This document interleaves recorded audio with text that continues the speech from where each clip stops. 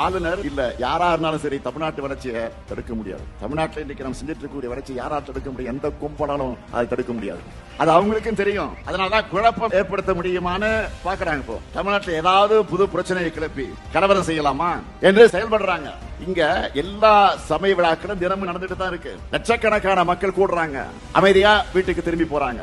ஆன்மீகம் வேற, அரசியல் வேறன்னு பகுத்தறிந்து பார்க்கிற மக்கள் வாழுகிற மாநிலம் நம்முடைய தமிழ்நாடு. ஆன்மீகத்தை தங்களுடைய அரசியலுக்கு பயன்படுத்துகிற தீய சக்திகளை நாம எப்பவும் ஏத்துக்க மாட்டோம், மக்களை ஏத்துக்க மாட்டாங்க. அதனால்தான் பாஜக ஆளுகிற மாநிலங்களை போல வன்முறை காடாக இல்லாம அமைதி பூங்காவாக தமிழ்நாடு இருக்கு.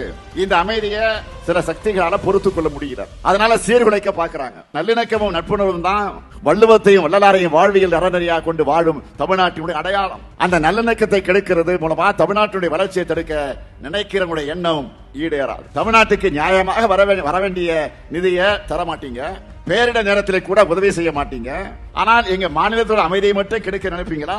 நீங்க ஏமாந்துதான் போவீங்க. திருந்துங்க, இல்லனா திருத்தப்படுவீர்கள் எச்சரிக்கிறேன். ஒன்றிய அரசு தன்னுடைய மனப்பான்மை மாத்திக்கலனா மக்கள் மன்றத்தில் நாளுக்கு நாள் மரியாதையை நீங்க இழப்பீர்கள்.